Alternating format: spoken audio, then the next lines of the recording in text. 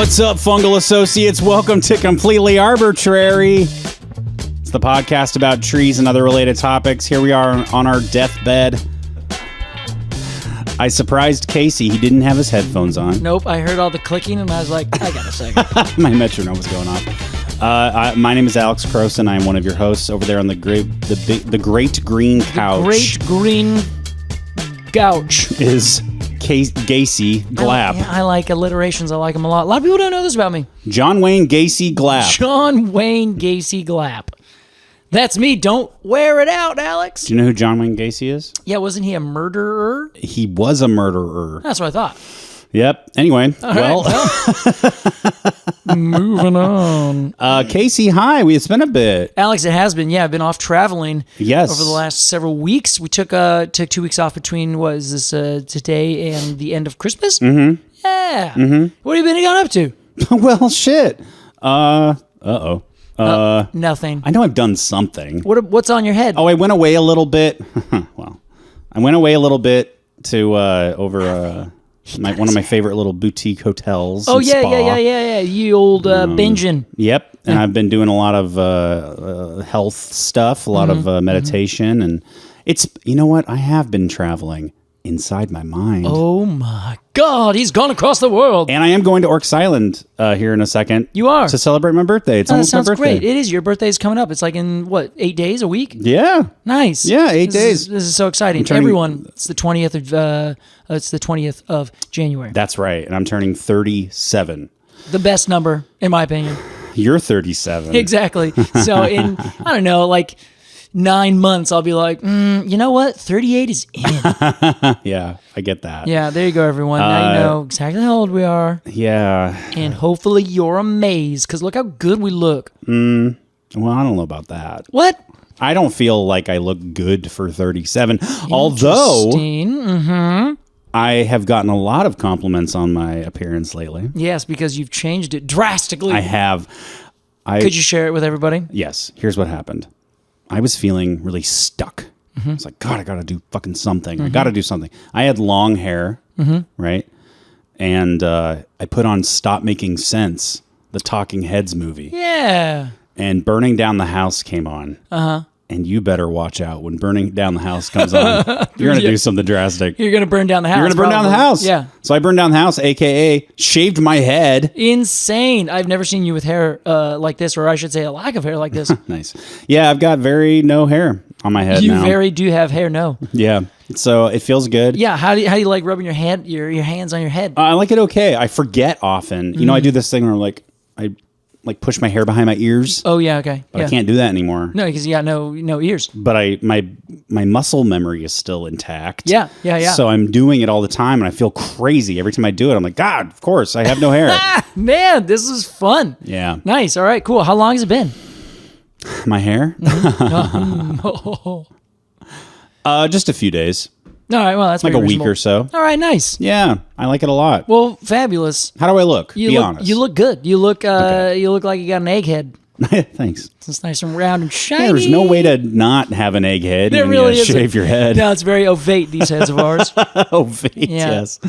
And Casey, you're doing well, I hope? I am doing well, thank you, sir. I am. My voice is a little rough right now, because I've spent the last week talking to a bunch of lovely people. First in Billings, Montana at the Montana Green Expo. So shout out to all those folks who were there. Cool. And then I went from there, flew directly over to Spokane, Washington, and then went and talked to those folks over at the, Spokane Tree Conference. Cool.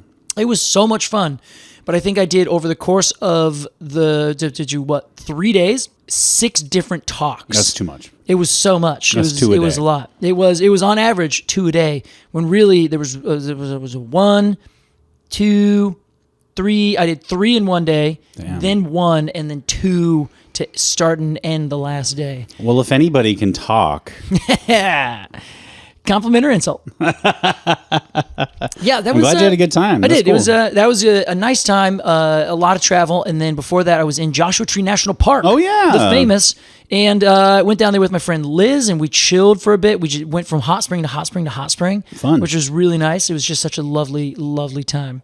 So yeah, it was a nice time to just kind of sit and relax, and then go do professional development, and then meet a bunch of people. And then I got back, and I just could not do anything this weekend. I just could not get myself up. I was just like, no, I'm going to stay here. Well, that's very normal. I think it is. And my housemate not for was you. like, you just got done traveling straight for 2 weeks. Yeah. Maybe just be okay with not doing anything. I travel for 2 days, and I'm like, wow, I need a rest. I got to sit down. Oh, God. Well, Casey, we're back in form. Yeah, we are. Here in the twilight hours of our podcast, but we're finishing strong. That's right. And we're finishing limber. Oh, aren't we indeed? With the limber pine, Pinus flexilis. Yeah, or whatever, man. And we're going to talk about that tree after a quick break. We'll be right back with Completely Arbortrary, Season X.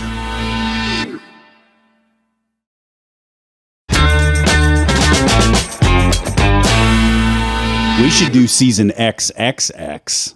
Ooh, all right. Yeah, well, that's on our OnlyFans. That's right. Only Ferns. Oh, God, I'm so ready for that. That'd be so good. I've been thinking of starting an OnlyFans. You have? It's Ooh, true. What are you going to do on it? I'm going to read erotica. I think you should just do it naked. Okay. Fully erect. Yeah, I don't know. Don't edit any of I don't want any video or photo on there. I just want audio. That's how you make the money, baby. I'm also, however small, I am a public figure. Casey's eyebrows were raised because he wasn't sure where I was going with that sentence. I had no idea. You know what? However small, you're a horrible, horrible man. All right. Well, welcome back to Casey Clapp. Welcome back to Completely Arbortrary. Today we're talking Pinus flexilis. That's right. The limber pine, Casey. The pine that is limber. Let's imagine. I think this might be an East Coast tree. Okay. So let's imagine, as we do every episode, that you and I are traipsing up and down the East Coast on your second book tour, and we come across some limber pine. Let's say Massachusetts. Wow. Okay. Great idea. Again, so close, yet just also so far away. Here's why. Let's ID this tree. You can find that tree, Alex, growing there in Massachusetts. Mm-hmm. You just walk on over, and then boom, there it is. Vanderwolf's Blue. Ooh. What a hot commodity. Is that a hybrid? Is that a hybrid? Cultivar? It is a cultivar or something else. Keep that question and ask me again later. Wow, I am going to literally put a pin in it. You literally please do. Now, that is the most common and popular cultivar of this tree. What was it again? This is Vanderwolf's Blue. Vanderwolf's Blue. That's what's called, Vanderwolf's Blue. Okay. Now, this is a 5-needle pine, so it's in the subgenus Strobus, which is the white pines. And basically it just means that it has a generally longer cone, and the cones don't have a ceiling band, and the apophyses, rather the umbo, which is on the tip of the scale, that apophyses, instead of being right in the middle, what you'd expect for any other pine, the ponderosa pine. Yeah. Or any other thing that's a red or hard pine, those sorts. Those generally have their umbo, the kind of raised bit with maybe a little spiky bit on it. It's going to be right in the center of the cone scale that is exposed when the cone is closed, which is called an apophysis. Where is it on the white pines? On the white pines, it's moved all the way down to the very tip of the scale. Interesting. Yeah, so if I put two right next to each other, you'd be like, oh yeah, I see exactly what you're talking about. Unfortunately, I actually didn't bring. I meant to bring the cones of these so I could show you guys, because it's an important aspect of what we're talking about today. why don't I give it a quick Google? Yes, well, Google Pinus flexilis, the limber pine, or go to Pinus strobiformis on the beautiful conifer database. And then that's where I think you should just sit for a little bit and just look at pictures. I see what you're talking about now. Okay. Now, having those long kind of banana-like cones with those scales that lay down and kind of overlap on each other, that is a classic white pine cone. It is also a classic hemlock thing. Whenever I see white pine cones, I think of hemlocks. Really? Just like bigger hemlocks? Yeah. Interesting. They look quite like hemlocks All to right. me. Oh, wow. I think that's fair. That kind of, how do we even describe that? I guess imbricate would be the right term because the cone scales overlap one another when they're closed. So there's just one scale that's overlapping another, as opposed to like a peltate scale where they don't overlap more often. They actually just kind of come like a phalanx next to each other. Sure, they're flush. Yeah, exactly. And then the cones of the hard pines, those generally are like kind of somewhere in between where they have like this exposed area that like seals up right next to another exposed area, but the cone scales are still overlapping. They just have this kind of raised end that makes it look a little armored when it's all closed up, right? Name a hard pine. Austrian black pine, ponderosa pine, Jeffrey pine, any of those that have... Name a red pine. Well, honestly, red pine and black pine are kind of used interchangeably. Okay. It's kind of the color of the wood, more or less. Kind of just have darker, more reddish colored wood. Okay. Versus white pines, their wood is just a little bit lighter, kind of beige color. So like very minorly yellow. Gotcha. So generally speaking, it's not really an important classification because some pines are harder, like the ponderosa pine is a hard pine. Its wood is really hard versus white pines, their wood is just a little bit softer. So they call them generally soft pine versus hard pine. But the white pine, black pine. The key thing is that the cones have their umbos in different places and have a different scale orientation. Exactly. Okay. So because of that, we know that these essentially are two different subgenre where there's basically side one and side two, and then they've gone off on their own things. Okay. Now, generally, the soft or the white pines will have needles in 5. Almost all of them, but not all of them. Some of them, there's different numbers. In fact, the single leaf pinyon just has a single leaf in it, right? But that is, technically a white pine. Okay. But generally speaking, the hard pines will have 3s and 2s. So lodgepole pine, all of its ilk, ponderosa pine, all of its ilk, Jeffrey pine, all those guys. Okay. Those are in those 2 and 3s over there. You said whites are 1 and 5? No, just generally 5. Just generally. Okay. But every time you generalize like this, there's always going to be some amount of something, So there are some 5-needle pines that are in that other family. So it's just kind of like a general thing. But most of the time, you're going to be seeing these poofy needles that are in bundles of 5 tucked at the end of these branches. And for the limber pine in particular, if you are looking at the needles, they're only going to be maybe about 2 or 3 inches long. They're not wildly long. They're going to be generally green unless it's this Vanderwolf's blue, in which they're kind of much more bluish, and they have lines of stomata on both sides. So they kind of have this extra bluish kind of tinge to them often. Both sides. They're looking good. Wow.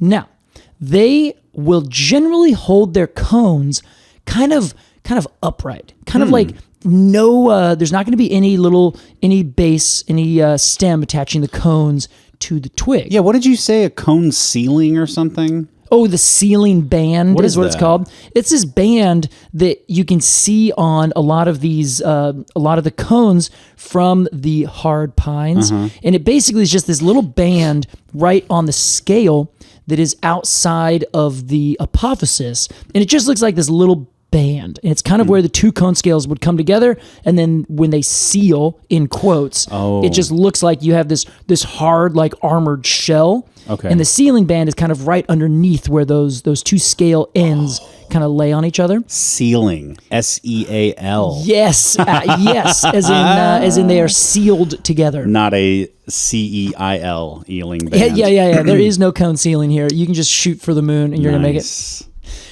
So these the white pines, they don't have that. They just lay on top of each other. Okay. So the needles in these 5s, they're generally kind of pushed out and they're bundled together. They are around the cones, and then they have these cones that don't really have a significant stem or a peduncle, right?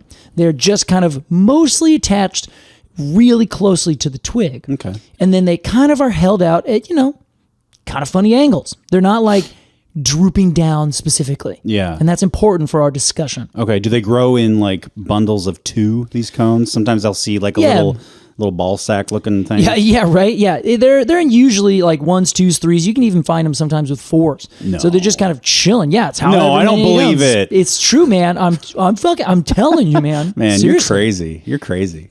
Yeah, so those guys, they'll always take about 2 years, and they always are just kind of bunched over there at the end of the twig, but they're not just often going whoop vertically. They're just sort of there. They're just sort of there. You know, I know we've moved on from the needles, but I meant to say this and I got lost. Ooh, sorry. Get it out. I just love a little appreciation here for I'm going to call it the fascicular sheath. Oh, you know what I'm talking about. You love the fascicular sheath. I love the fascicular sheath. Join my OnlyFans. I love this little papery. It almost looks like gossamer spider's web wrapped around the base of the fascicle there. So delicate. It looks so beautiful. Now, Alex. And it's so like, I don't know, it looks so DIY. It does, The tree's just like, they're going to fall apart if I don't put this. I got to put a little crepe paper around it. Yes, right I love them. Yeah. Now, you kind of unknowingly hit on something that's actually quite important. Not necessarily to our general talk, but morphologically speaking to the white pines. Okay. They lose that sheath. No. Within the first year. Where does and then the needles are just kind of loose? They just hang there. Yeah. Okay. They're still attached. Yeah, they're all still attached next to each other, but they don't have that sheath. They get their wrapped around cast the base. taken off. Yeah, pretty much. And then it turns out they're fine. That's awesome. But yeah, the 3 needles, the 2 needle pines, they usually keep them on for years. Interesting. But white pines in particular, that sheath is more or less deciduous, but deciduous isn't really the right term. It just kind of goes I understand away. what you mean. Yeah. Cool. Well done. I'm Hey, glad how you about like that? it. Well, I'm sorry that this one doesn't have it all the time for you to just oogle at all Well, the that's time. okay. I mean, the thing that made me bring that up was a photo here of the little sheath, and I was like, "That's cute." Yeah, it really is. What is that called? It's just called a sheath. Is it really? That is it, yeah. Come on. Yeah. Look at you. I think this podcast is better than it's ever been. It's because now you are leading it. Now, Casey, tell me about the fascicular sheaths. This podcast really is too big to fail. And by that, I mean, I know too much. Yes, so it's not going to fail. We've reached a level. The gimmick of the show. Yeah. The premise of the show is now like lost because I'm too smart. You've essentially ruined our show. Oh no. That's what I'm hearing. I caused the death of completely arbitrary. I did. Now, the cones will have seeds inside of them that will tend in the northern section of their range, kind of just hang out inside the cone, and the cone's going to open, and then some of those seeds will fall out. Some of those seeds are likely to stay in the cone. Oh, that seems like bad design. It might be, or maybe not. Some of them, as you go further south, tend to have longer wings on them. Oh. And when they have longer wings on them, they're more likely to fall out or get caught by the wind and then go flutter, flutter, flutter, flutter. A little bract?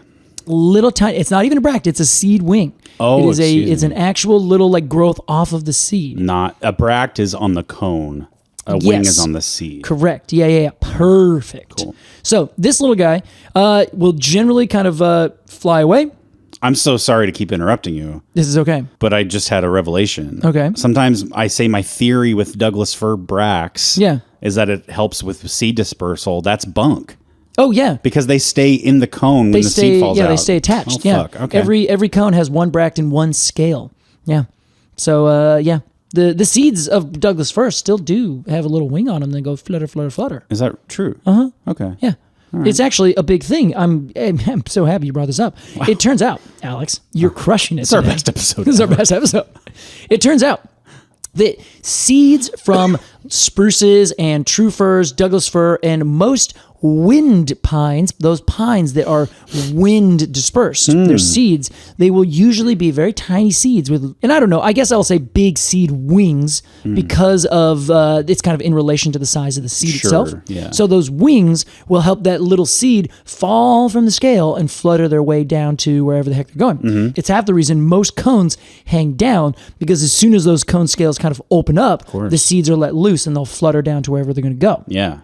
So if you are not a wind pine, and your seeds do not have these wings, something else is going on. Yeah. Now, we're getting ahead of ourselves. Okay. Let's finish talking about this little goofy tree here. Okay. So, generally, our limber pine will have these cones that grow to about 10 inches. Damn. Pretty decent size, Oh, right? shit. But that is by far, in a way, not the only size. Many of them can be almost half that size even. Like, pretty goddamn short. Maybe like 3 or 4 inches at most. Kind of these little tiny tucked in guys. Yeah. So, really big difference in the size of these cones. What causes that? A lot of different stuff. Okay. Sometimes it's like how vigorous is the tree? Is it growing where it can put on all the growth in the world, or is it really struggling and it's just trying to put out whatever it can? So it's trying to make a little more energy, and it can just go and pop out a tinier little cone. From a resource standpoint, cones. I know fruit is like the big expense. Oh yeah, it's super expensive. Yeah. Same thing for cones. So, well, yeah, I was including cones in Okay, fruit. yeah.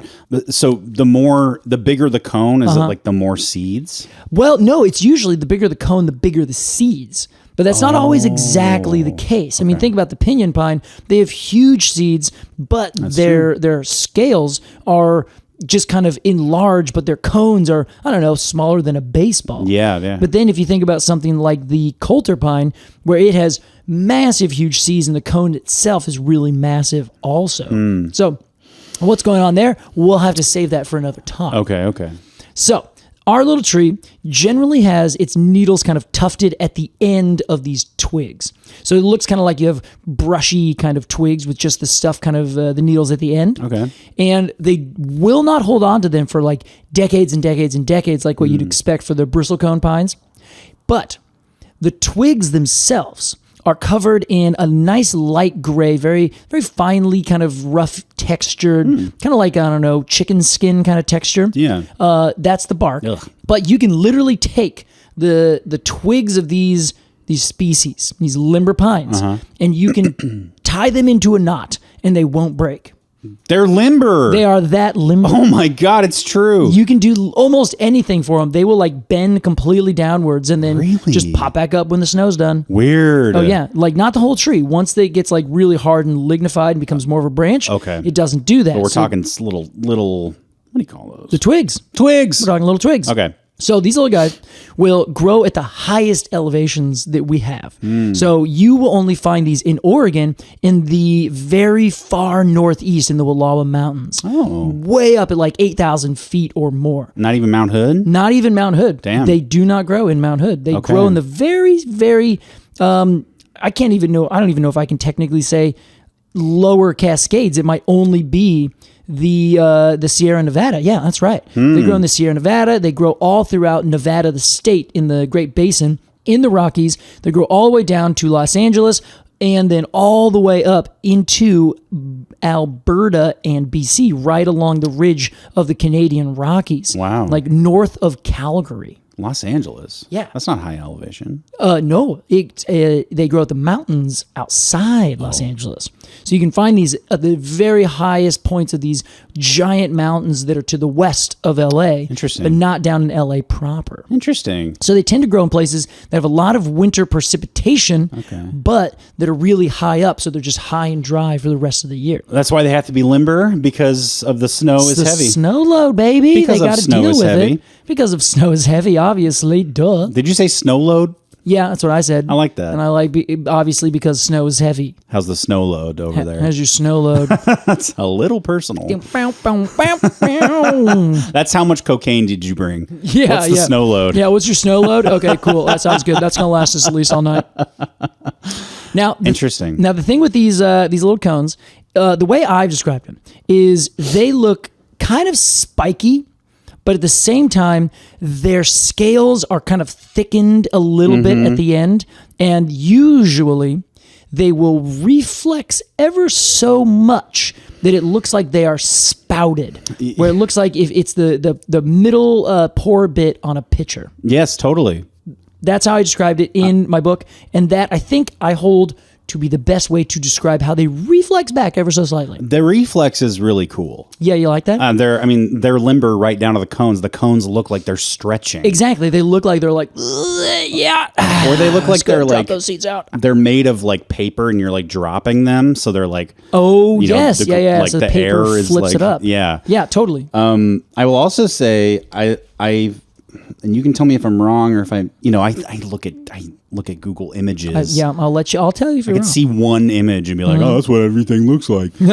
But they look a little ramshackle. They look like the cones look a little DIY. Like some of the scales are kind of crooked and like look like crooked teeth all kind of put together. Alex, I think you're spot on with that. Cool, that's a thing. Yes, they're not like uniform. No. You know? Like if you get a sugar pine, which is a classic white pine, their scales are just bloop, bloop, bloop, bloop, bloop, bloop, bloop, bloop, like they are regimented. They're all exactly the same size, same orientation, same everything. And you can see that pattern. The spiral's so clear, right? Yeah. These, they look a little messy. Totally. They look like they're just kind of like haphazardly put together, but some bend back. The cone itself is kind of curved a little bit, so it doesn't like have that really effective uniformness that you'd see that would bring it to an aesthetic high. Wow. It's a bit like a child's art project. That's rude. This is God's art project. Okay.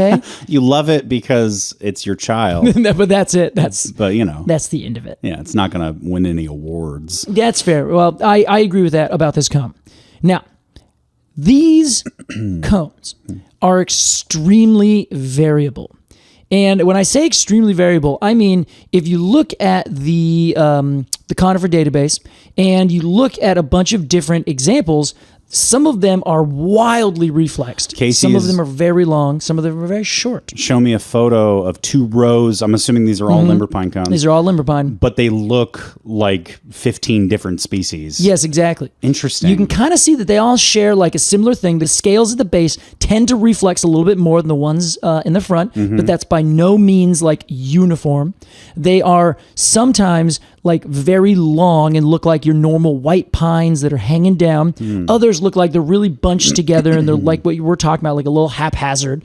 They are way different sizes. Some are short, some are long. Yeah, this looks like a police lineup. It does, in like a comedy movie. Yeah, exactly. Like, all right, which cone did you see? And they're all very different. Yeah. But they all have like black hair and glasses. Exactly. It's like, okay, they all look exactly the same. So these are from Nevada, Wyoming, and California, and Utah. Oh, it's a regional thing. All these different things. Okay. Now, in all of these mountains, Alex, they grow, again, at that very highest elevation, right?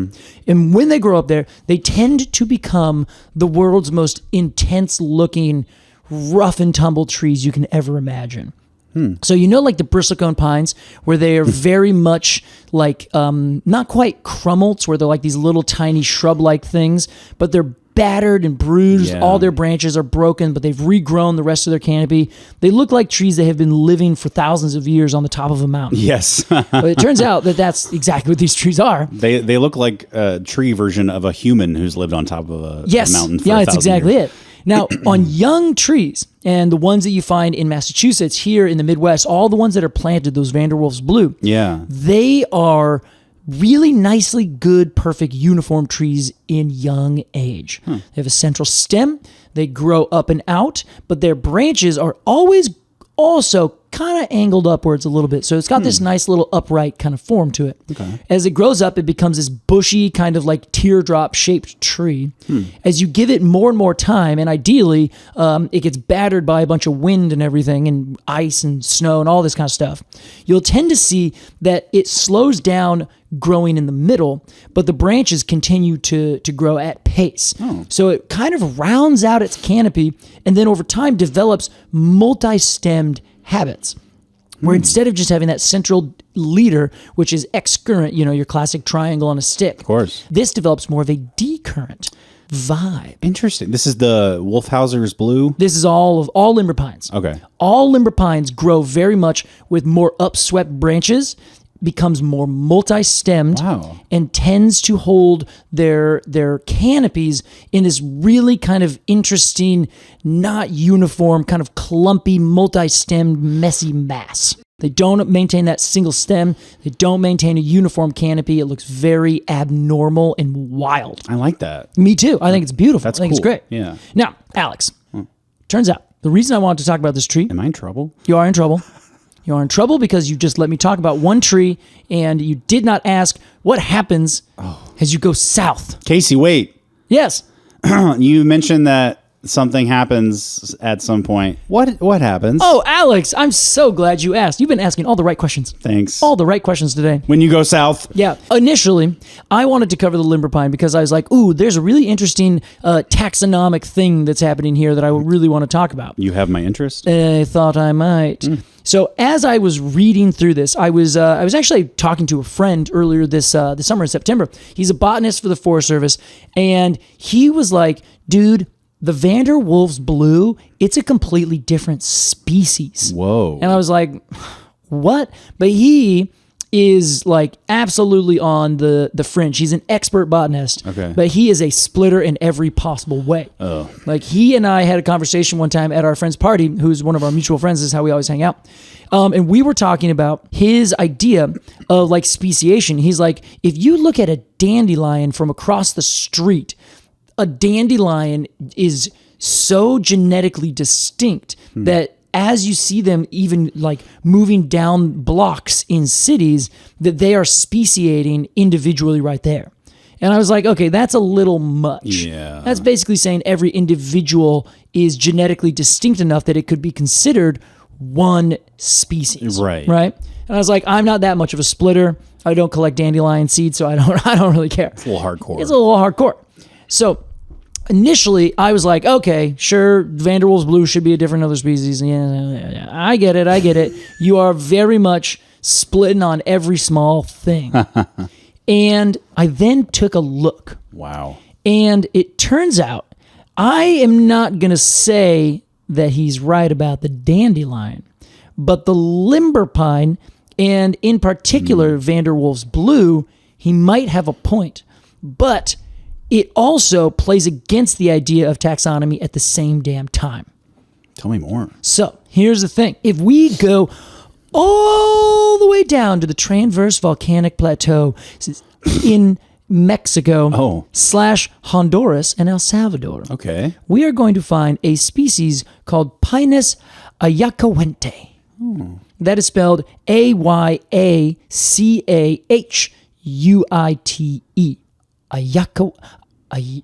Ayacahuente. Oh man, I have no corrections. I panic every time I say anything in Spanish because I know that I'm just so bad at it. Your whole body gets tense. I do. I get tense. I squeeze in my hands. Okay. So this is what we generally up here call the Mexican white pine. Other people just call it the Ayacahuente pine. And it is a species that grows very far south, basically in Mexico, all the way south into Guatemala and very lightly into Honduras. Okay. So, beautiful tree, lovely. It's great. Yeah, normal tree. I could describe it and you'd be like, oh, that sounds a lot like the limber pine. And I'd be like, well, it does. It sound a lot like the limber pine.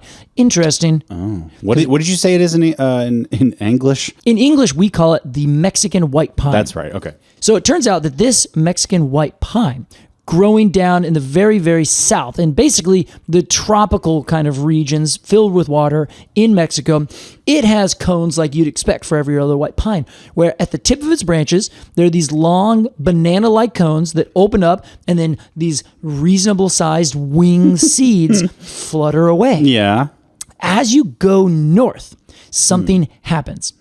We are like, oh, this tree looks a little bit different, but not that much different. Oh, so that much, maybe just a different variety or subspecies or something, a regional change as you go north from the Mexican white pine.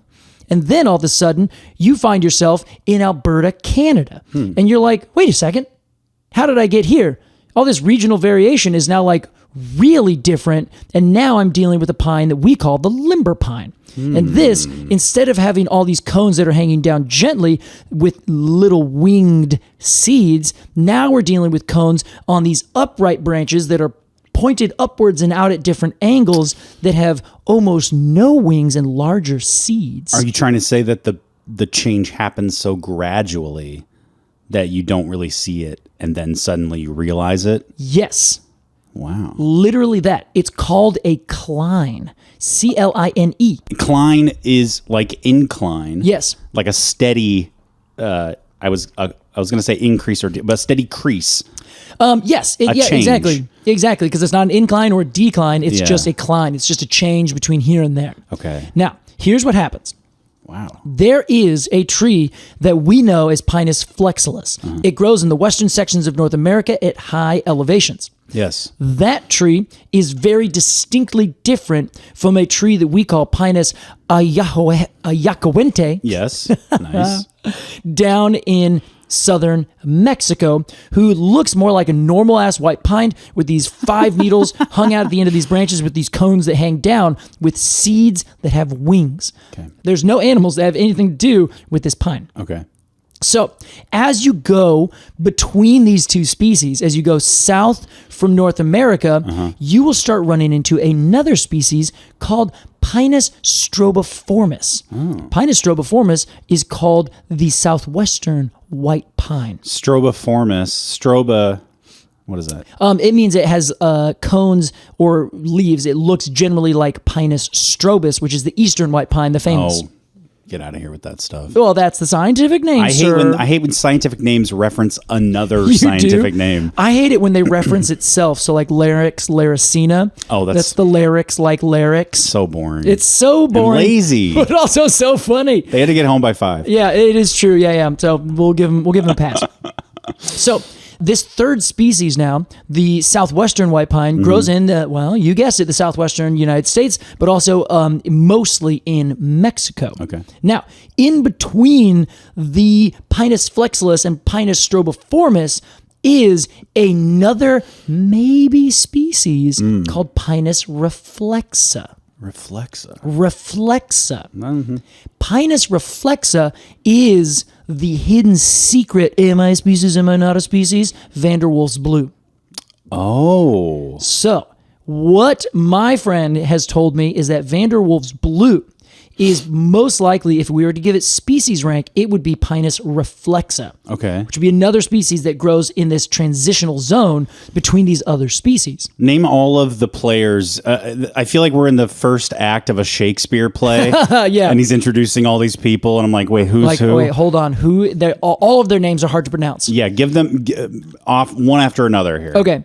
Pinus flexilis in the north transitions to Pinus strobiformis / Pinus reflexa in the somewhat southwest. Okay. Then, as you go down to one side in the east, you get Pinus stilesii. Whoa. If you go further to the west, you find Pinus veitchii. Okay. As you go further straight south, you get Pinus ayacuente. Okay, that's 5. That is 5. Wow. That's 5 if you don't include reflexa as another species. Oh. So, what's going on here? Yeah. It turns out that the way that Ronald Lanner, who wrote a book called Made for Each Other, it's all about pines and birds. Oh. His theory is that there is a speciation that is happening. And he also says this has everything to do with birds, specifically corvids, which are like jays and crows, and the famous nutcracker. I love corvids. Yeah. Do you remember our talk on the white pine? I'm sorry, the white bark pine? Yes. And Clark's nutcracker. Exactly. That's exactly the one. So that one moves the seeds around of the white bark pine, and they have 0 wings on those seeds. Okay. The pine is almost entirely dependent on this bird to move its little seeds around. So what Ronald Lanner believes has happened, is happening, is essentially using distance as a proxy for time in an evolutionary sense. Interesting. Yes. So you start in southern Mexico and you go north and you see this interesting change almost in real time of these cones being at the end of these branches hanging down, not doing anything, to these cones kind of hanging up with larger seeds that have no wings on them. If they have no wings on them, how does it get dispersed? One may ask. Birds. Turns out it's birds. Turns out it's probably a bunch of different kinds of jays. Or if we look back in evolutionary time, maybe it is the an older ancestor of the current jays that we have working in that area already. Sure. So exactly, but not quite dinosaur necessarily. Not that far back? Not quite that far back. Sorry. But birds are still dinosaurs, so we're just going to call it good. That's true. So what happens is as you go up, as you go north and south and east and west, as you find all these kind of dispersed groups, there is not enough of a separation where we can say, okay, we have species A over here, we have species B over here. They are split up by an ocean and they used to be together. Now they're isolated, and now given enough time, boom, boom, you get two different species, right? That's your normal like speciation by isolation. Right. Which I believe is allopatric speciation. Nice job, Casey. You're welcome, humans. And that ocean can be water or land. Yeah, it can be desert. You know, you're Yeah, going to the yeah. top of two mountains that are 1,000 miles apart. Those are exactly. islands. Yeah. So there is no distinction between like place A and place B for these big three, which are the Mexican white pine, southwestern white pine, and limber pine. Okay. Those are the three big ones. Those two others, the Stilesii and Veitchii, those are just these two other populations that are over there. Okay. They are two different species. Historically, we thought these were all one big species, but now we're saying, okay, I think there's enough evidence to say these are all different, except Pinus reflexa, not you. Okay. So here's the thing, though. There is no point where you can draw a line and say, okay, from here south, species A. From here north, species B. Sure. Everything in the middle, species C. Is it ever like that? It generally is always, there's generally going to be like some spot where there's some like hybridization, Yeah. you know? And you can say, oh, well, over here's that one, over here's that one. But then right in this middle, there's a bunch of weird hybrids, and they call that the hybrid zone. Like Oregon is essentially a hybrid zone for the grand fir and the white fir. Okay. So, like, funny enough, the state of Oregon is pretty much like the perfect like boundaries for funny. this, right? But these are less like clear marks. There's none. There's no mark. There's no marks. Perfect gradient. Exactly. And as you're going down, anywhere you draw the line, you're like, well, this is like significantly different than those, but there's nothing in between that you can say 100%, we're just going to move this over. Wild. So it's just this perfectly smooth transition for like 3,500 miles. Damn. So in one regard, you can look on the end on spectrum, on the southern Mexico side of the spectrum, and that is demonstrably one species. Completely different than the one that's way up here, the limber pine in Canada.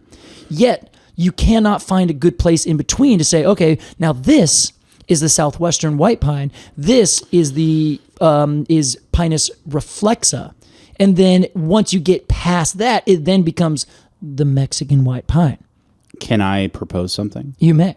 I think this is the world's longest hybrid zone. The longest hybrid zone. So everything It's in all it is all one hybrids. big hybrid zone. That would be, I mean, Casey doesn't like this. I don't like it, but I don't like it because it brings up this, like the whole next question is like, well, what exactly is a species then?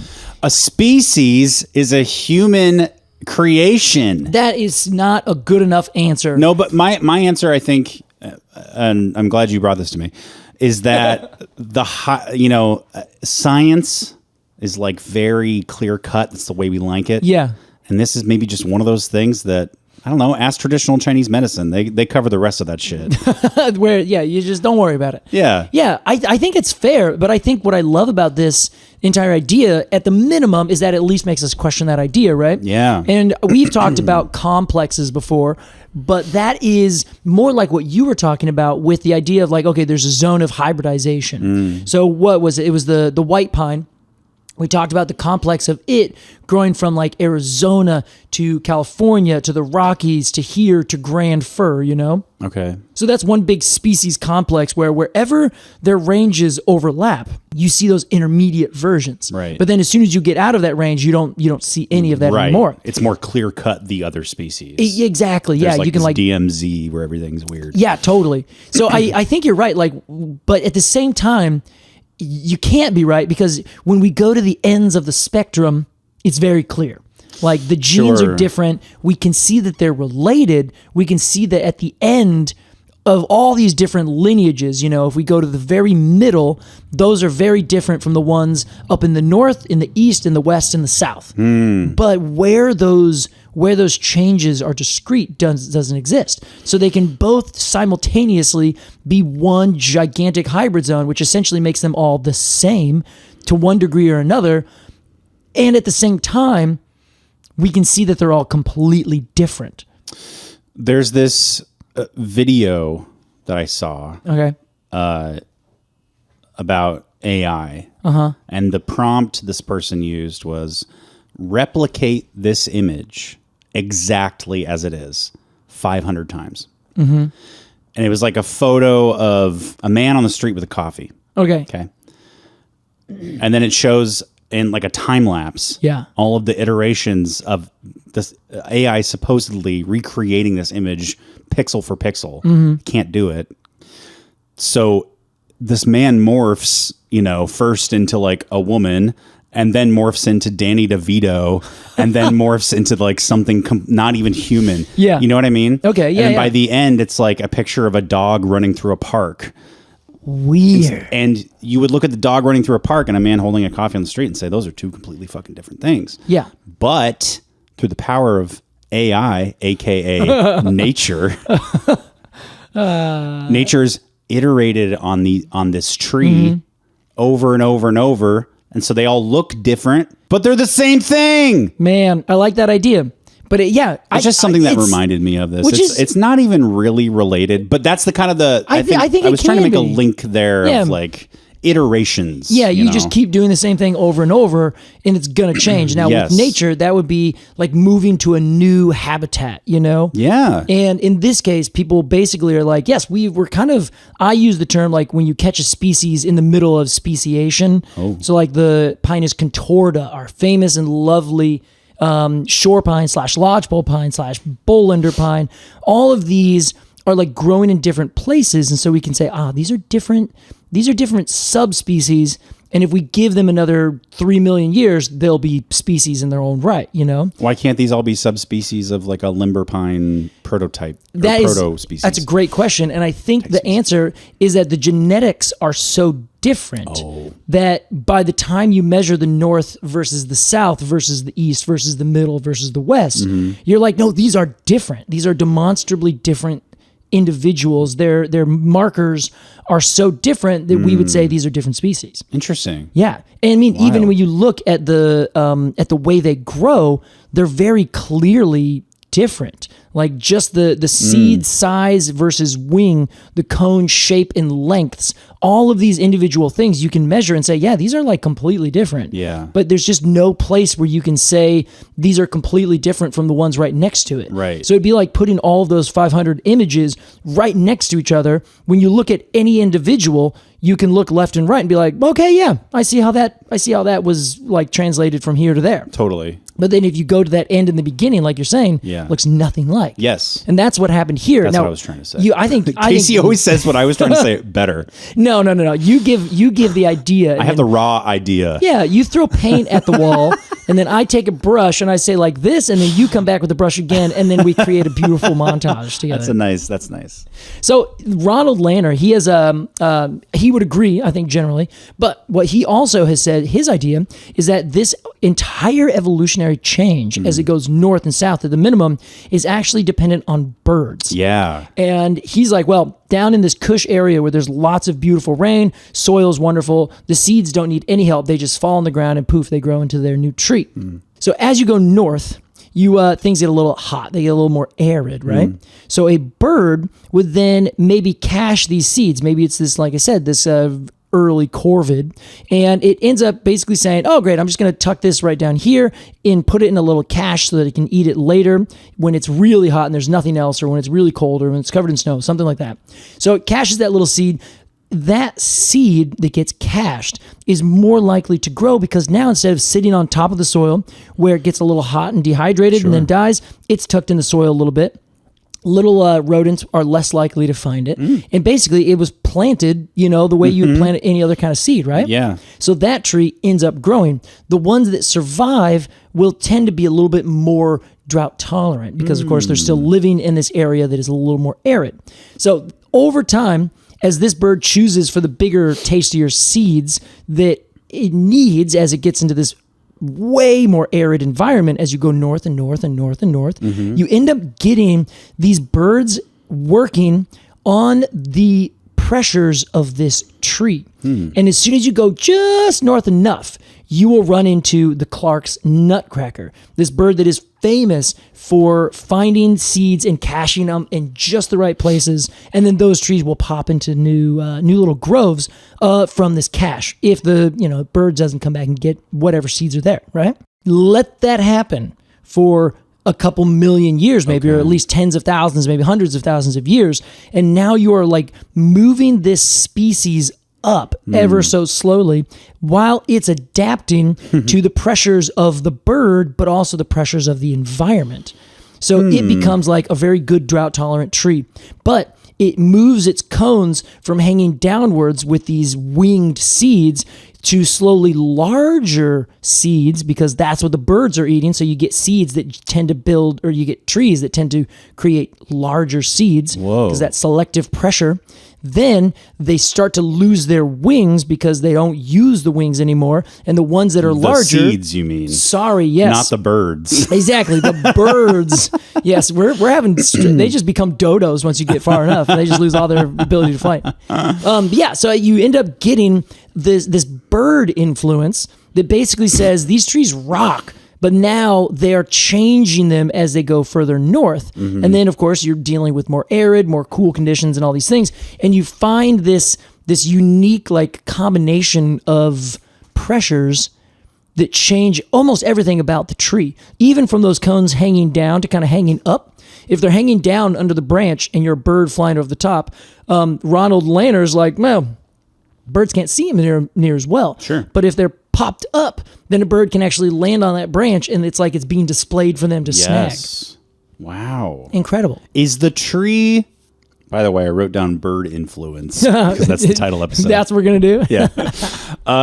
So the birds are sort of affecting the evolution of the tree. Yeah.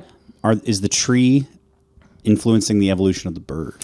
Yes, it must. But for that, I would have to recommend that you read this lovely book, which I'm only about halfway through, so I can't comment very much on that. Okay, that's fine. But absolutely. Okay. Because, we've talked so much about the fact that trees and plants are not just idle, partakers in their life. They're actively doing things. So sometimes they do like boom bust things, but that usually affects more rodents, just like the mast years with oak trees. Oh yeah. Okay. Where lots of acorns mean lots of babies. Next year, 0 acorns, all the babies starve, and then you put out more acorns the next year or 2 years later, and now you've basically kept your predators in balance. Interesting. So the seed cones, they'll do that too. But yeah, I would have to hold off before commenting, so that I can fully say absolutely. A very rare no comment from Casey Clapp. That is true. Yeah, I don't do that often. But yeah, this particular species is like, I don't know, all the rest of those complexes and things we've talked about, this one kind of says, no, I'm not even a complex. I'm like a mega complex. Yeah, maybe. It's kind of above that. It is. And like, I find it fascinating where you can just walk down and not be able to choose one tree over another. That is wild. I have a southwestern white pine cone in my collection, and now I have to think to myself, is this just a limber pine that I decided is this one species? Sure. But I'm pretty sure it's not, because it grows way differently in a different habitat. And I'm like, this is like a very different species. Like, it does things differently. I was talking with my friend Ryan about genre. in a music sense. I was gonna say you're talking about it in a different way. I was not talking with Ryan about scientific genre. And I was like, how would you categorize that as like this kind of thing or this kind of thing? And he was like, man, I don't even think about that stuff anymore. Like he doesn't even go into genre. And I was like, well, how do you define anything? That's fucking awesome. That's a great way to look at music. And maybe that's the way this I'm gonna just call it the limber pine because that's the one I know. I almost thinking about its population. You know, like I don't even think about fucking speciation anymore. I just kind of do whatever. Exactly. I think that would be fair enough. But that also brings me back to a quote that we've read before by Lemon, who is talking in this case about the ponderosa pine. You remember when we covered the Rocky Mountain ponderosa pine? Not likely, no. Well, it was a story of a species that has been resurrected because historically we said, oh, ponderosa pine grows across the entire West, right? And then it turns out, no, we have the red rock yellow pine that grows down in the Utah's areas. Then up in the North Rockies in like Montana, that is the Rocky Mountain pine. Right. Then we have ponderosa pine in the strictest sense over here in the West. So the quote on that is by this guy named Lemon, who's this old taxonomist. He's the guy who initially said we should have the subgenus that splits up the white pines and the soft pines and the hard pines. Okay. So he said we learn more by splitting and creating these distinctions than we do from generalizing and just smashing everything together. Interesting. The one's convenient and tells us, okay, they're all related. We still don't actually glean new information about their individual particularities. Wow, the ultimate splitter, the king of splitters. Yes, yeah. He was like, here's like a decent reason that we should do this. We're learning where the ends of all of these evolutionary lines are coming to. That makes sense. I mean, like, you know, the more granular you get with something, that like the more you learn about that thing. Yeah. And I suppose the same is true for whatever he does. Exactly. I'm just lazy. Maybe that's why I'm a lumber. Yeah, I guess that's fair. I'll accept that. I just like don't want to get into it. I just lump them. He's just lumping together. I think throw it on the pile. if I was to lump them, I think I would call them all Pinus reflexa, Yeah, that is cool. which is like this non-name. But apparently, you can say Pinus reflexa, and people will be like, okay, yeah, you can. You can say Pinus ayacuente, subspecies reflexa. And everyone's like, yeah, no, okay, cool. That's this limber pine right here, but it's kind of maybe this southwestern white pine. Reflexa. So like, apparently, because it's so confusing and because it is this legitimate cline, where there are names that people are like, okay. And like nobody will quite get on your case. Sure, yeah. Yeah, which is like not what taxonomists do. They love getting on people's cases. Maybe that's because it happens so gradually. No matter where you go, people are like, oh yeah, the one, I know what you're talking about, basically. Yeah, pretty much. Yeah. So anyway, you can say anything is subspecies or variety reflexa, or say Pinus reflexa, and generally the taxonomists are going to be like, yeah, okay, sure. It's very interesting, Casey. It is. I think they've also given up personally. Yeah, well, I don't blame them. Casey, after a quick break, we're going to give a rating, and I propose that we give it to Pinus reflexa. Oh, okay. Yeah, that sounds great. But we're going to do so after a quick break. We'll be right back with Completely Arbortrary.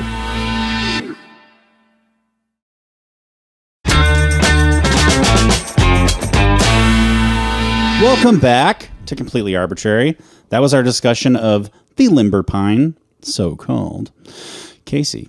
Yes. It's time to give a review to this pine tree, and here's how it works. Let's do it. We're going to give some final thoughts on it, and then give it a rating of 0 to 10 golden cones of honor. Casey, as our resident splitter, we'll begin with you. Thank you.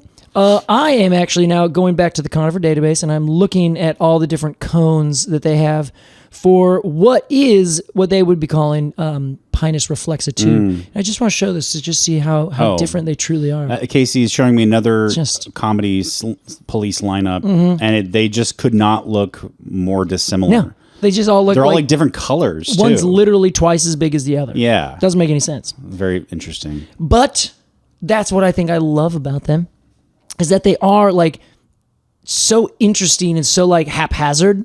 But it kind of like, I don't know, the haphazardness of their cones, I think, is also a metaphor for the haphazardness of their like going about life, Everyone's like, all right, I need you to choose a species. And they're like, man, I'm not into that. I'm not going to college. I'm just going to be whoever I'm going to be. And if sometimes I'm this or sometimes I'm that, that's fine.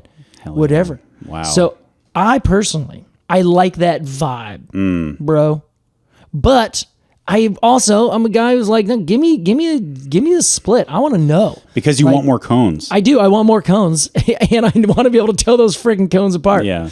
Like when I do this big trip, am I gonna have to go catch like 14 different species, or can I just get one and be like, did it? I don't know. Actually, honestly, I think what I need to do is just go up and down all the Rocky Mountains and every mountain in the entire West, find every individual and say, here is the species. And I don't know where to stop. You have to collect a cone from every specimen. Yes, every single one. It's gonna be a big box, cones. Hell yeah. So I think I'm going to focus on this in terms of the things that I love about this tree. So I love the cones. I love that they look so silly and they have like such intensely reflex, haphazard scales. I like finding any of these species in the wild. The limber pines that I've seen are just like these amazing old like sculptures on the sides of hills. The southwestern white pine that I've seen is like a beautiful tree growing in the high Chiricahua Mountains in Arizona.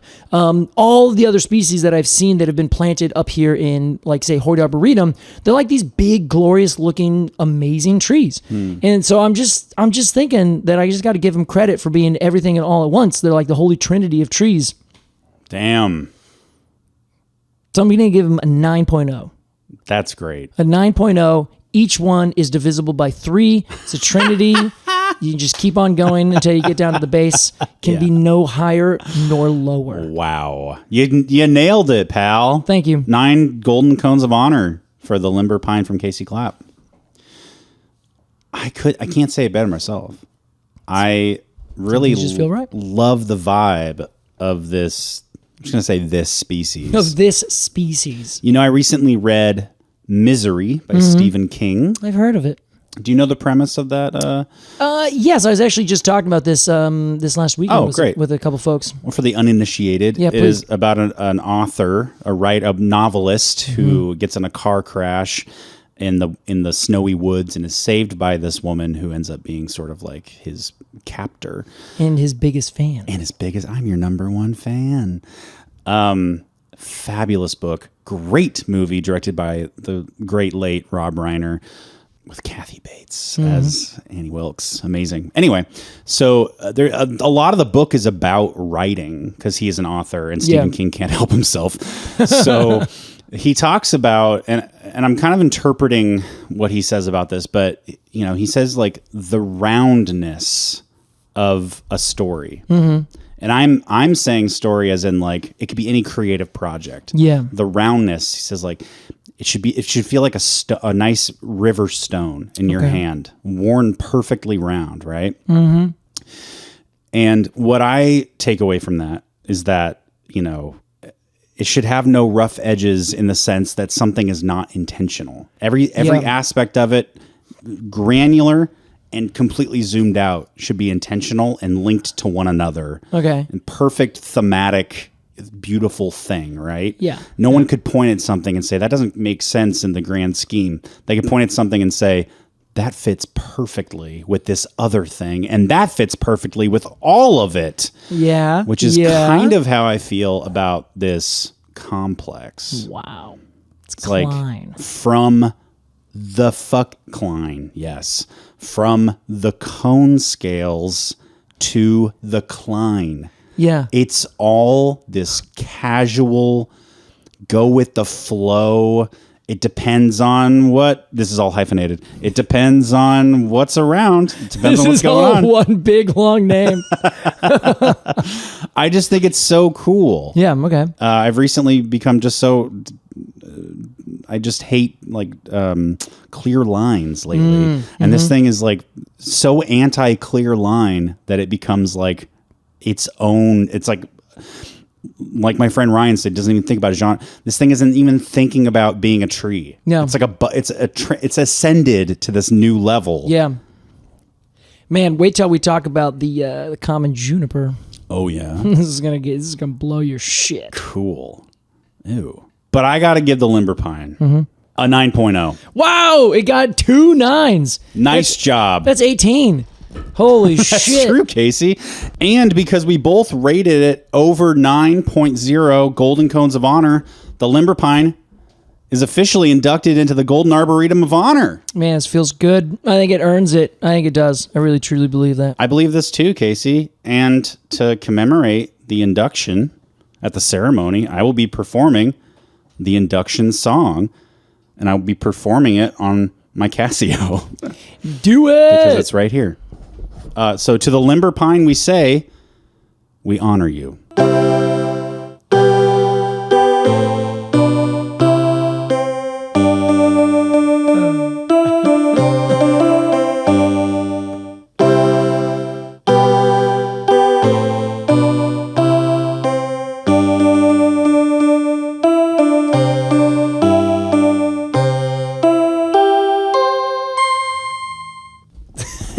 So good. There you have it. Congratulations, limber pine. Wow, out of nowhere. I did not expect that, Casey. Incredible. Yeah. Wait till you see these trees in real life. It's insane. Which one? Well, Casey, it's time for a segment here on Completely Arbortrary. Okay. It's a brand new one. Probably one of its kind. You've been traveling a lot, very busy. I've been a little stressed and busy. Okay. And I thought, what could be better than taking a moment and doing a little tree gong?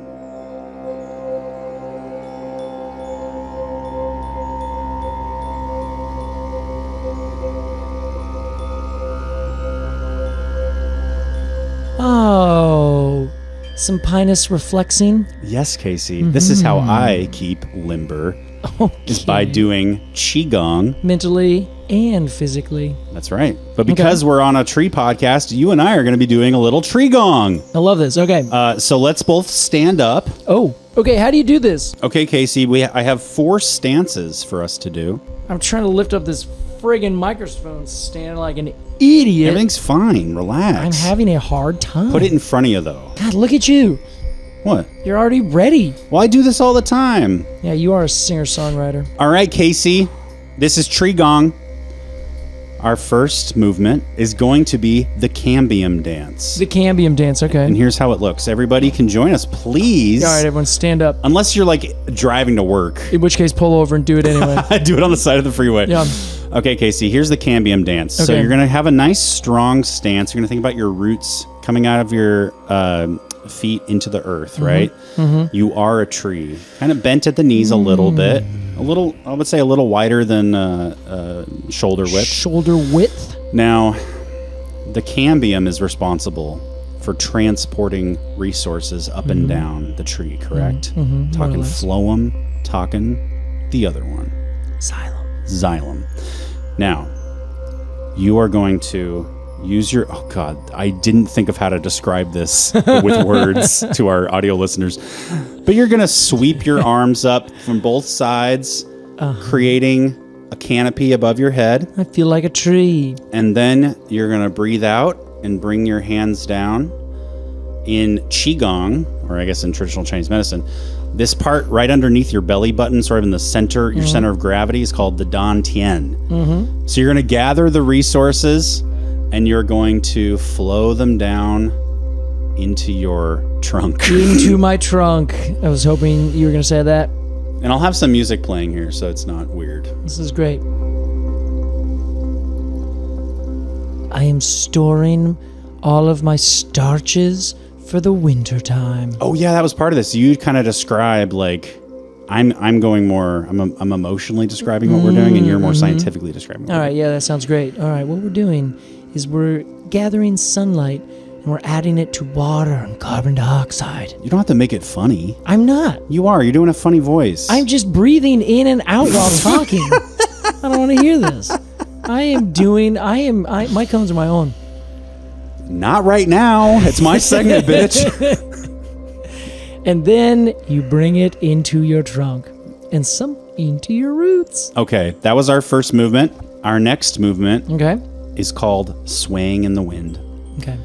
And here's what it looks like. This one is going to teach us how to have strong roots and to go with the flow instead of resisting the flow. Yes, because if you do, then you're going to break. So you have to bend a little bit. You have to dampen the wind load. And now, Casey, the sort of movement you were doing intuitively is not that different from what you and I are going to do now. Okay. And here's what it looks like to go with the flow and sway with the wind. You're going to take a bit of a wider stance. Oh, wider? Okay. Yep. Let me adjust my microphone. And you're going to put your arms out with your hands facing down. Okay. And you're going to act as if you're holding two balloons under your hands. Yeah. Okay? Okay. They're trying to rise up, and you are trying to keep them level here. Try to keep it down. Mm-hmm. And you're going to sway to one side. Okay.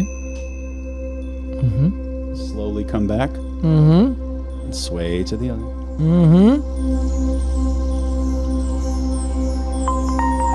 There's a video of me doing this, teaching people how trees move in the wind. And it is literally me doing this. But you also bend and sway at the same time.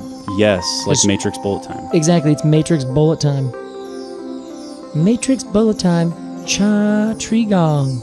And that is swaying the wind.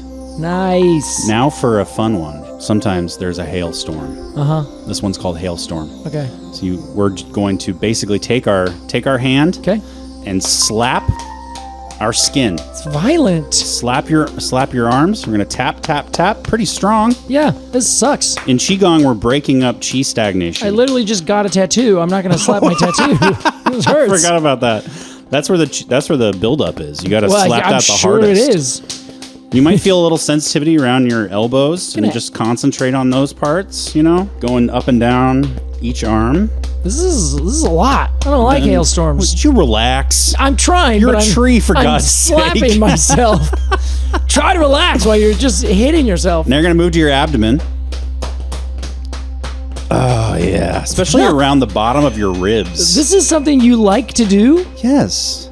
I respect that about you. Thank you for saying that. You're welcome. God damn. There's a You could hailstorm. play along. I am playing along. I'm slapping myself in your living room. That's true. You are playing along. Sorry. I guess my definition was be nice to me. Okay, I'll try that. Okay. Along your back, slap your back. Now down your legs. This is just great radio, isn't it? Everyone's loving this. I think it's great radio because everyone's like, they're doing it. They're just slapping themselves. And then come back up your legs. And there's your hailstorm. Now, I feel tingly. our chi is flowing, Holy shit. getting broken up, and whoa, what's going on? Now we gotta stabilize it. So we are going to do a movement called bearing fruit. Bearing fruit. Okay. I came up with all these names. I was They're going to not ask actual. if this is okay. I think this one's called horse stance No. in traditional Qigong. You're basically going to put your arms out as if you're holding a giant ball Okay. or fruit in front of your chest. Okay. Your elbows level with your shoulders, level with your hands. Not used to that. And just breathe deep. I'm doing this.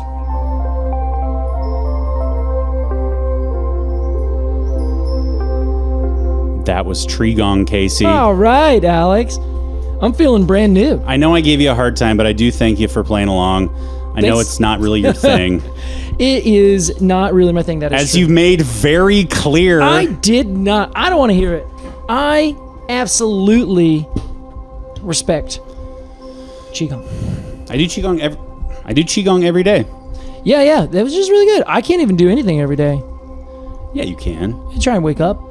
Take a shit. Yeah, I guess I do that. Well, there's some days. Some days. There's some days my body says, not today, Casey. Yeah, that's a problem. To which I say, good choice. To which I say, I'm going to stay around my house today.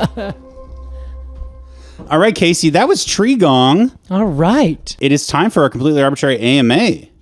And if you want to become, oh my gosh, we never did, Casey. What? We never announced on the podcast after our tireless campaign efforts. Yeah. That we did indeed reach 800 subscribers on our Treemium. I thought we told everyone that last week. Nope. Oh. Did we? Well, it depends on how you edited it.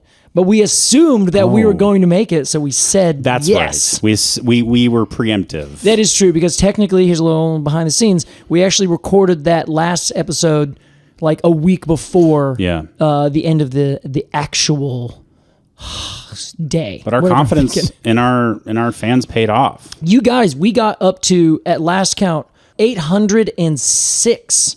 That's At awesome. least the last time I looked, which maybe we got one more, but some people go, some people leave. It's still right around there. Incredible. I can't believe it. I believe everybody did this huge push at the very end of the year. And I'm just so stoked. I was so stoked that I said, Alex, let's just do everything for everybody.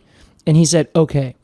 By that case, he means that we're sending everyone who is subscribed, not only the bonus cone sticker, the bald cypress that we talked about, but the sticker sheet. Exactly. So even if you're in the lower tier, the tree huggers, we're sending you a sticker sheet. We're sending you a sticker sheet. Which we have those coming our way. Exactly. And they are awesome. Well, Casey, it's time for a completely arbitrary AMA. All right. What do we got today, Alex? And we have a great one from Gina. Hi, Gina. Hi, Alex and Casey. I was wondering if you know of a great tree app. A great tree app. Not appetizer, application. Interesting. I was going to say it's got to be pesto. Perhaps one, just a bowl of pesto Just a bowl for the of table. pesto for the table, please. Thank you. Perhaps one that is like Merlin, but for trees. I believe Merlin is the bird app. Yes, Merlin is the bird app, and it is really good. Now, it's great. By way of answering this question, Yeah. Casey, a few weeks ago, I said Yeah. to you, Casey, here's my plan. I'm going to design an app. You did. And I'm going to sell a ton of copies. I'm going to make $1 million. Yeah. To which you were very supportive. You didn't balk at my efforts No. like you usually would. What? And so here, I was a joke. Thanks, man. But here on air, Casey's perhaps legitimately upset with me. I always am legitimately upset with you. We are going to brainstorm An app. not just an app, a Trees Around You app. Oh. TAY. That would be like a little logo. You know? I see. Yeah, TAY. Tay. Tay, there's a tree. Yeah, I'm always a little bit lukewarm about them. About tree apps. About tree apps. Yeah, yeah. That's completely fair. And this is because I did wrote a book on how to identify trees, and everyone's like, well, what if we make an app on how to identify trees? I'm like, I get it, but Books are better. yeah. Here's but where I honestly just don't think I like apps. I don't like apps either, Casey. So yeah, anyway. I have like no apps on my phone. Yeah. I have like Gmail and then all the basic ones that just come with the phone. I don't like download like the Best Buy app. Yeah, okay. To like look at, I just go to bestbuy.com. You know what I mean? Yeah. So my goal is to make an app that even I, an app hater, Okay. even you, an app Okay. hater, would want to use and would be like, you know what, actually, that is pretty cool. Yeah. Here's my initial idea. Okay. Just throw it at me. In your book, The Trees Around You, How to Yes. Identify Common Neighborhood Trees in the Pacific Northwest. Oh my God. Yeah. Well, incredible job, Alex. Well done. I blow myself away sometimes. That was perfect. It's like you were reading it. And to be very clear, people, he is not. That was amazing. the first time that's ever happened. Yeah, go buy that book if you haven't. Also, just go definitely do it. Yeah, go to our website, arbitrarypod.com, and you can buy Casey's book on there now. As well as a bunch of other cool stuff. Yes. You have a sort of method of sorts to identify a tree called the stepwise journey. Stepwise journey. That's exactly right. I sort of like, in my head, I kind of categorize it as sort of like a dichotomous key. Yeah. It's not really. Yeah. But I think we could make an app that really utilizes the stepwise journey. Yeah. Yeah. And here's what I'm imagining. Okay. You find a tree. There's no like photo capability with this app. I want it to be very stripped down, bare, you know, but like very good. Yeah. Sure. Minimal, I guess. Okay. And you come across a tree Yep. Here's a tree. It's right in front of me. Okay. and you tell it, hey, I found a tree. Yeah. And it lights up and it goes, okay, answer some questions first. Are they oppositely or alternately arranged leaves? Yeah. Yeah. Yeah. And you look at the tree and then you click a button between the two things that says, oh, and it's a, remember that genie online where you'd be like, think of a thing and be like, I'm thinking of Donald Duck. You'd be like, is it a cartoon character? And be like, yes. How did you know? Is it Donald Duck? Oh my God. You know? Yeah. Yeah. Yeah. There's also like a old little like electronic thing that it'd basically be like 20 questions. I remember this, yeah. And it would always guess the thing that you're thinking of in 20 questions. Exactly. Yeah. So kind of like that, where this thing is leading you through questions that is narrowing down. Where are you located? I am here on a map. Well, you can often just allow it to tell you where you're at. That's true. Location services. Yeah. And then eventually I think it would say, you're probably looking at a Douglas fir. Exactly. And here is a photo taken by Casey Clapp and a quick blurb about it. Yeah. If you want to know more, click here. And then everywhere you click, instead of going to where it says it's going to go, it just goes to our website where you can buy the book. You can go buy the book. Yeah. That sounds great. I love that. Okay. All right. And we sell it for $4.99 on the App Store, which I think, a lot of people are like, it's not free. I don't want it. Yeah. But I think a lot of people are like, ooh, that's like, that must be good. If it's like $4.99, totally. I'm gonna have it forever. And if it's free, we're taking your data. If you pay for Precisely. it, we're not taking your data. Exactly. That's how that works. Or you could do both. Yeah, you could do both. Yeah. Give yourself away. You are the product. Okay, so first off, I like it. It really does. It does just come down to a dichotomous key. Is really what it usually ends up being. Sure. But you can do something like it's not an app by any means, but it's a website, the Oregon State Landscape Plants, and they essentially have a big list of trees, and each one of them just has an attribute, right? So you make a list of attributes for all these different trees, and then as you're clicking through, it says like opposite, alternate kind of thing. Mm-hmm. You just click the opposite, then it just takes all the alternately arranged trees off the table. Oh. So you still have this big list, but now this list is, way shorter. And then every time you click on something, it just takes other trees that don't match those criteria off the table. But it doesn't lead you necessarily towards, the journey, so to speak. Sure. So that I think it would be nice if it just has like one page that says yes or no. And then, or like A or B, or A, B, or C, and you just then choose the one and it flips up to the next page, so to speak. And it could have a little blurb, like under is it alternately or oppositely arranged? It could have like a little like definition of like what you're looking for, a little photo maybe of like, this is what alternate, this is what opposite looks like. Yeah, does it look like this, or does it look like that? Yeah. Yeah, I think so people are learning as they're doing it, not just answering yes and no questions. Yeah. So now another thing that could come in, and this is not my original idea, you could find a way to mine data from wherever you're at. So you can say, are you within a city? Does that city have a tree inventory? If it does have a tree inventory, then it can query, within 20 feet of where you're at, or however marginal we want to get. Yeah. How specific. And then say, okay, great. Well, according to the city of Portland's tree inventory, there are these trees along the street right there. They don't necessarily know what's in the private property, but at least they can say, okay, there are at least these trees, and it can just be helpful. But you can also say, I'm in a city, therefore it could be like 10,000 different species that are in this right zone. Versus in the wild forest, where you're like, oh, you're in the middle of the forest, it's going to be a native species or it's going to be an invasive species. It will almost definitely not be a non-native, non-invasive species. Totally, yeah. Interesting. So in that case, you really just get, you can use data around the area to help you kind of narrow down, but just by odds. You can't say for sure one way or another. Sure. That's why you got to use the things. But it can help the machine be like, I have a feeling it's one of these 10 species. Yeah. I'm going to wait until they narrow it down. And then if it's one of those 10 species after the narrowing down, my confidence in what the species is goes way up. Totally.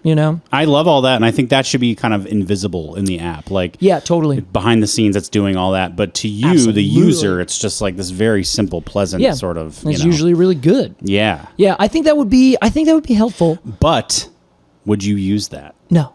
Well, you wouldn't use that. Yes, okay. You're kind of a special case. That's fair. I'll take special Casey.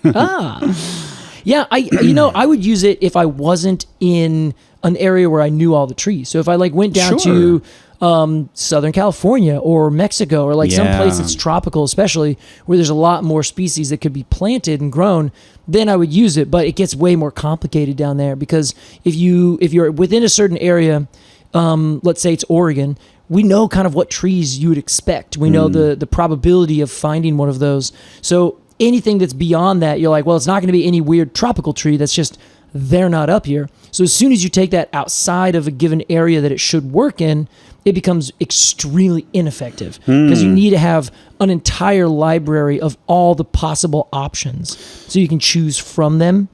But you don't want to put in all those possible options for every location that you're at, because then you're saying, okay, it looks like a linden and you have 32 species of linden worldwide. Then you're like, okay, how am I now going to choose between these 32 different species of linden? Then I have to go through a wild amount of small little minutia that may or may not be there at the time when you're looking at it. Sure. You may not have the botanical acumen to know exactly what all those bits and parts are and things like that. Yeah. So that can get really complicated. So there's got to be some kind of bound on it almost. I think it's very clear what the boundary should be.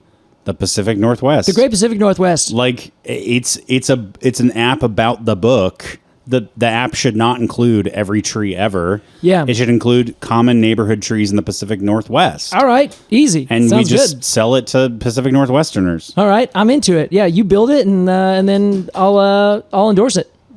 I thought you were going to say pay for it. Oh, well, I mean, I would also pay for it, but Hell yeah. I'll endorse it so you can be like, wow, Casey Clapp endorses this app. You know what we could do? It'll be the only app I've ever endorsed. Remember how you used to buy books? Maybe when you bought like music books in the 90s and early 2000s, they would come with a CD. Yeah. You know? What if we just included a CD with your books? So you can put it on into the hard drive of your computer. Yeah. But because it's like a phone app, you just put it into like a CD player and it just tells you how to install the app. Ooh, I see. Yeah. So it's not really the program itself. Yeah, Is that worth it? No. But I like the idea, so I'm going to stick with it. All right. Yeah, that's my idea, Casey. Okay. Well, to answer the question, no, I don't know any good apps. Okay. Thank you, Gina, for your question. Yeah, thanks for letting us just kind of go off on other things too. If you have a question for the podcast, become a Premium member.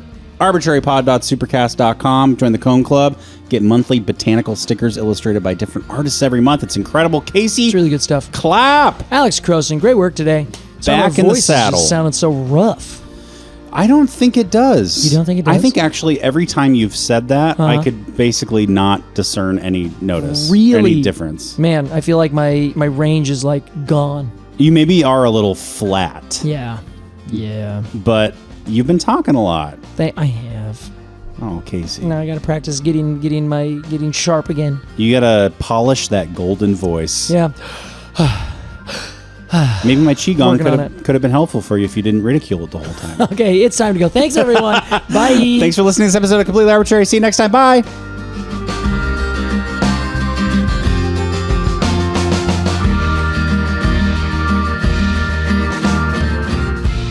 Completely Arbortrary is hosted by Casey Clapp and Alex Crowson.